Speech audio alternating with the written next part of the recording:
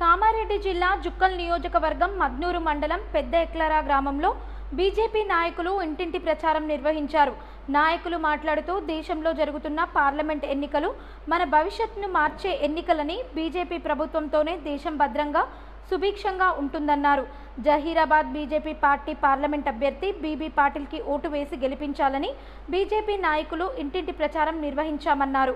ఈ కార్యక్రమంలో సుధాకర్ పటేల్ మరియు ప్రఫుల్ పటేల్, దిలీప్, నిలవార్ విఠల్, నాగనాథ్ దేశాయ్ కార్యకర్తలు పాల్గొన్నారు.